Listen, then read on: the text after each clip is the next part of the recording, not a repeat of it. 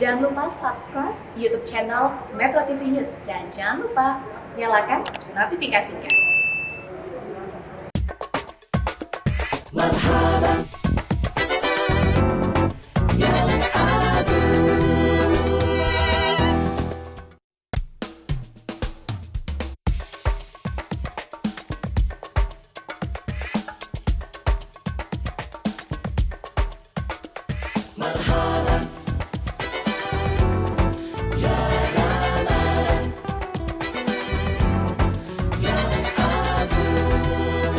Tamu agung telah tiba, sapa kita dengan setia, janjikan ampunan dosa, bukakan pintu surga. Ramadan ya Ramadan, bulan nan penuh berkah, rindu kami tak tertahankan, beribadah penuh gairah. Adakah kita berdiam saja, biarkan dia berlalu percuma, iman hanya ucapan belaka, tanpa amalan secara nyata. Wahai kaum beriman, bangkitlah rebut kemenangan, mari isi bulan suci Ramadan, bangun peradaban berkemajuan.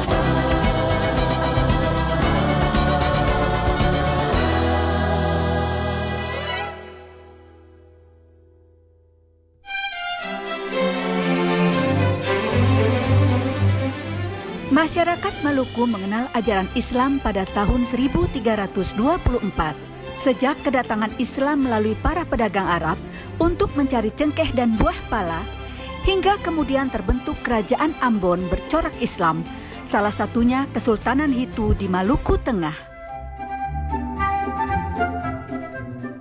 Kota Ambon adalah ibu kota dan kota terbesar dari Provinsi Maluku. Kota yang berdiri di selatan Pulau Ambon ini berawal dari pendirian sebuah benteng yang senantiasa menjadi pusat pertumbuhan kota. Kota yang didirikan oleh bangsa Portugis ini merupakan pusat pelabuhan, pariwisata, dan pendidikan bagi wilayah Kepulauan Maluku.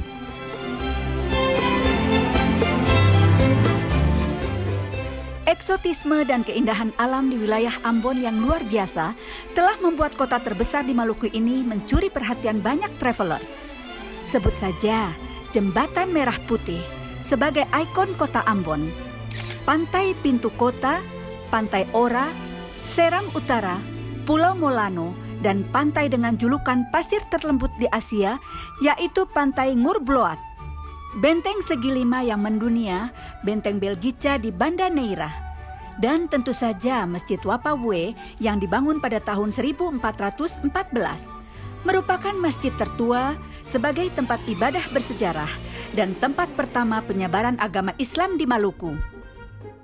Tak ayal, bukan tanpa alasan kota yang dijuluki dengan nama Ambon Manise, artinya kota yang indah, telah ditetapkan oleh UNESCO juga sebagai kota musik.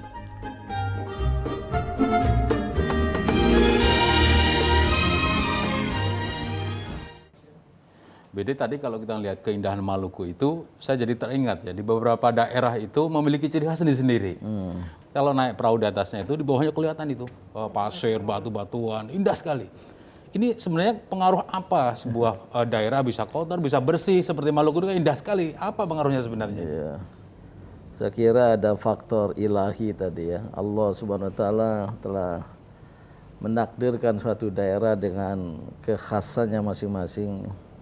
Dan tentu pulau-pulau yang berada di yang disebut Kepulauan Maluku ya.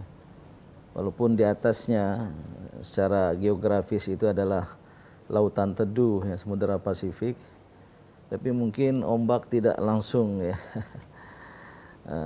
mendekati pulau-pulau itu. Beda sama pesisir selatan Pulau Jawa atau pesisir barat Pulau Sumatera, di sana ada lautan Hindia ya. Sehingga ombak juga bisa langsung. Tapi bagian selatan Bali umpamanya itu cukup indah ya, padahal berada di selatan juga. Tapi saya kira faktor manusiawinya juga menentukan.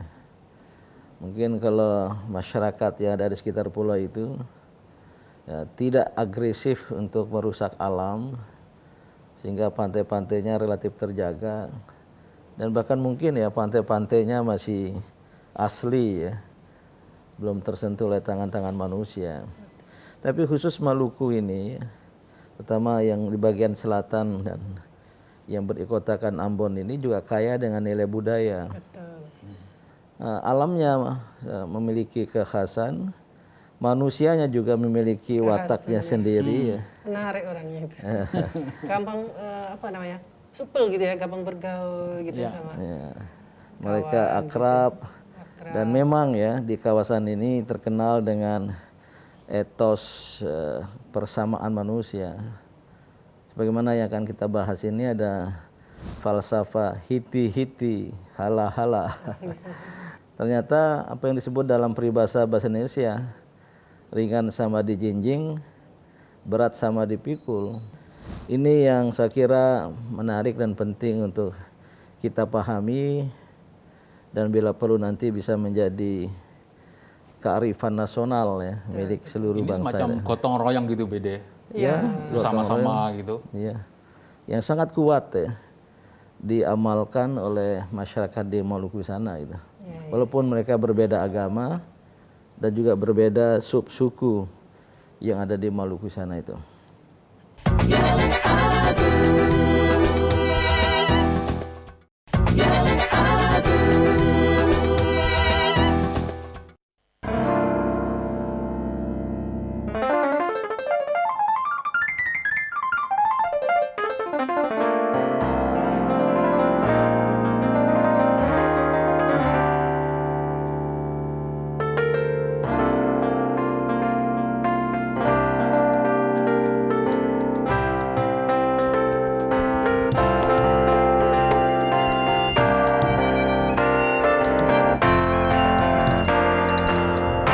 Waktu hujan sore-sore, kilat sambar pohon kenari, ejo jarodeng mangore, mari dansa dan menari. Pukul tiba toto buang, kata balimbing di kereta. Dengan Tuhan, jangan sindir nama beta. Menari sambil goyang badane, menari lombo pegang lenso marise.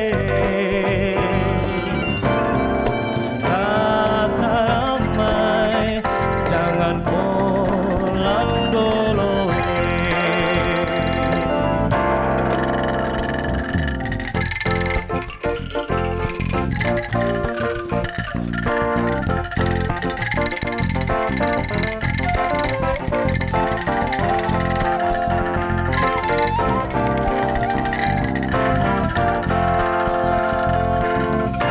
Pukul tiga toto buang, kata balimbing di kereta. Nona dansa dengan Tuhan, jangan sindir nama beta.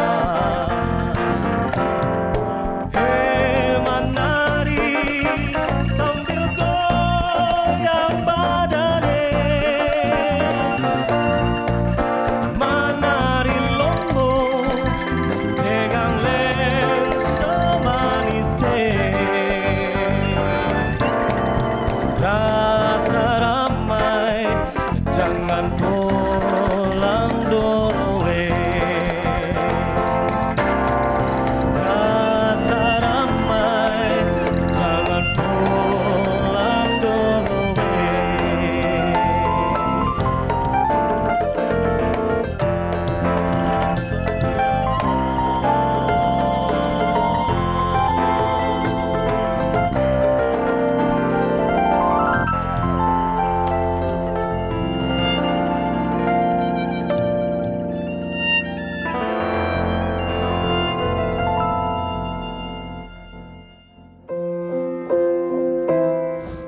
Hiti-hiti hala-hala adalah ungkapan lokal yang terlahir dari kesana kemalukuan, teristimewa masyarakat di Maluku Tengah. Ungkapan ini berarti kerjasama. Biasanya dalam kerja-kerja rakyat, dalam perkumpulan-perkumpulan untuk melakukan kegiatan di tengah masyarakat, ada orang yang menyampaikan hiti-hiti hala-hala. Atau ketika seseorang meneriakkan hiti-hiti hala-hala, itu berarti kita siap untuk bekerja sama. Kita siap untuk berjalan bersama, mengangkat, memikul beban secara bersama-sama. Ungkapan ini dan ungkapan-ungkapan lain yang biasa dipakai oleh masyarakat membuktikan bahwa masyarakat kita sangat kental di dalam keguyuban, di dalam kebersamaan. Sebagai masyarakat-masyarakat dengan ciri komunal atau sistem kebersamaan, kita sangat kaya dengan berbagai kearifan lokal yang menunjukkan kebersamaan di antara kita. Itu merupakan karakter dasar masyarakat kita. Mari kita berhiti-hiti hala-hala untuk bangsa ini, untuk kemanusiaan, untuk kebersamaan di antara kita.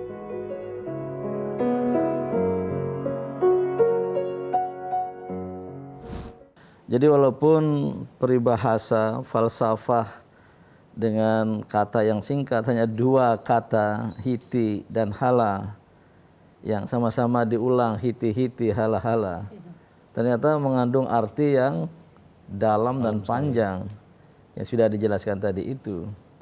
Nilai pertama dan utama dalam falsafah ini adalah persamaan manusia.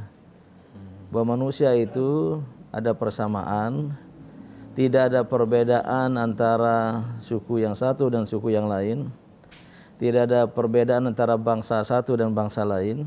Ya. Semuanya sama, terutama sebagai makhluk ciptaan Allah Subhanahu wa Ta'ala. Dan dari rasa persamaan ini muncul kebersamaan. Bahwa kita harus bersama-sama. Karena tidak ada yang boleh berpretensi bisa hidup sendiri, bisa menguasai sendiri, tapi haruslah dengan kebersamaan. Itulah yang melahirkan kerjasama.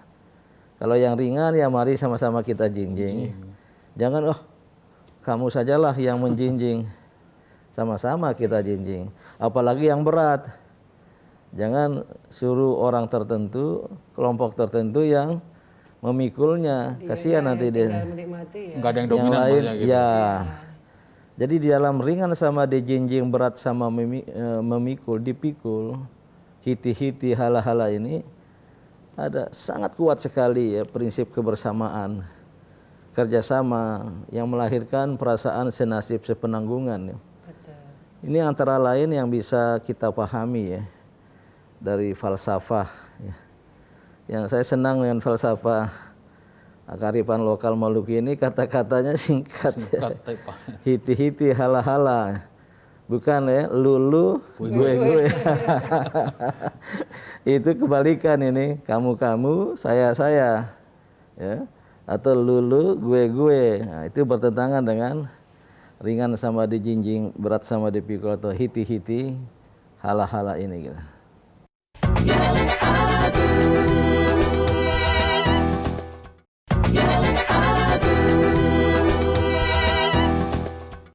Wah, makin menarik ini Bene.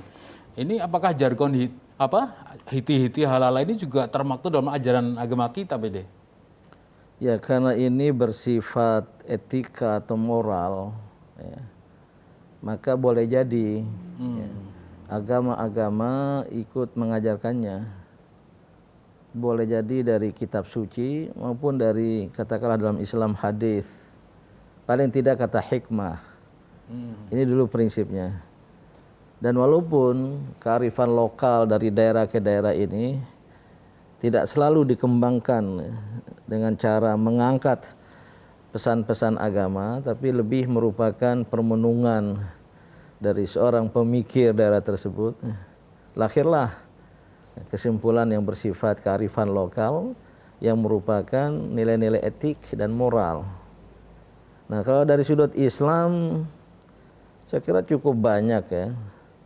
Adalah ayat Al-Quran maupun Al-Hadis yang kira-kira mengajarkan ini. Gimana Ustaz? Allah diterjemahkan oleh Rasul dari ayat Quran di dalam hadisnya Rasul, ma min abdi yakni wallahu fi auni abdi maka abdu fi auni akhihi. Jadi kalau Allah itu selalu bersama kita, menolong kita apabila kita menolong saudara kita yang lain gitu. Sehingga dibutuhkan di sini kita mengerti apa yang harus dibutuhkan oleh saudara kita sehingga kita bisa membantu gitu. Jadi saling tenggang rasa, saling bisa merasakan apa yang dibutuhkan oleh temannya atau saudaranya. Jadi hadis ini jelas sekali ya, mendorong adanya tolong menolong, ya, bantu membantu. Allah akan berada pada atau membantu seseorang manusia jika seorang itu membantu saudaranya. Artinya apa? Supaya semua masalah yang kita hadapi ini kita pikul bersama. Janganlah membiarkan seorang saudara kita itu memikul masalahnya sendiri, apalagi masalah berat. Nah, saudaranya yang lain perlu membantu, terus tolong menolong. Karena Allah nanti akan menolong si penolong itu gitu. Dan saya kira di Maluku ini juga berkembang ya. Jadi falsafah hiti-hiti hala-hala ini berkembang kepada etos-etos kehidupan yang lain nih. Kelihatannya Mas Diki Darmawan mau bertanya ini. Tadi disebutkan ada semacam toleransi yang luar biasa, pela gandong itu ya. Jadi dikaitkan dengan spiritualis Islam, Bang Din, kita pengen tanyakan bagaimana hikmah dari kearifan lokal yang ada di Maluku ini seperti pela gandong itu. Iya, saya yakin ada hubungan ya. Dan hiti-hiti hala-hala ini mungkin lebih luas ya. Berada pada tataran lebih luas ya. Ringan sama dijinjing, berat sama dipikul, di situ ada tanggung jawab. Nah, pela gandong yang populer di Maluku ya, yaitu saling membantu ya sesama saudara. Ini kan adalah turunan refleksi atau manifestasi dari hiti-hiti hala-hala. Ini menurut pandangan saya, boleh jadi mungkin menurut orang Maluku sebaliknya ya. Tapi intinya keduanya berhimpitan, beririsan ya. Dan ini yang saya ketahui diamalkan secara nyata oleh masyarakat Maluku. Ketika ada masyarakat Muslim membangun masjid, saudara-saudaranya kaum Kristiani ikut membantu. Ketika ada umat Kristiani membangun gereja, saudara-saudaranya yang Muslim ikut membantu. Jadi adalah pengamalan dari pela gandong, dan ini juga pengamalan dari hiti-hiti hala-hala ini. Ya ada semacam apa bahasa Inggrisnya moral binding, ikatan moral untuk anggota masyarakat itu menjalankannya. Nah, karena itu diwariskan dari dahulu kala ya, kadangkala dengan berubahnya zaman, berubahnya masyarakat, mungkin juga banyak dari pemilik budaya ini tidak lagi memahaminya atau memahaminya secara selintas saja, tidak menghayatinya, tidak mengamalkannya. Boleh jadi terjadi demikian. Maka pesan dari dialog Ramadan Mutiara Nusantara ini adalah kita ingin merevitalisasi, membangkitkan kembali atau batang tarandam mutu hikmah yang terendam ini untuk dapat dipahami bersama, dan bila perlu ya selalu saya katakan dari local wisdom, kearifan lokal menjadi national wisdom. Dan apalagi ya kita bisa buktikan ya dari dialog-dialog kita ini bahwa hampir semua, kalau tidak semua, kearifan lokal ini berdimensi keagamaan, bernuansa keagamaan, baik yang diangkat dari nilai-nilai agama maupun dari filsafat ya, pemikiran dari seorang tokoh pujangga setempat yang kebetulan ya bersesuaian dengan nilai-nilai agama gitu. Ini kalau local wisdom ini bisa hadir sebagai sebuah kesadaran. Tidak hanya kesadaran individual milik seorang diri, individu, tapi menjadi kesadaran kolektif. Nah, saya melihat hiti-hiti hala-hala ini perlu diamalkan oleh bangsa Indonesia yang majemuk, yang sekarang sedang menghadapi banyak masalah. Akibat COVID-19 terjadi resesi ekonomi. Banyak dari saudara-saudara kita yang berkesusahan. Maka saatnya lah kepada yang lain untuk mengulurkan tangan kedermawanan atas prinsip hiti-hiti hala-hala dari Maluku ini.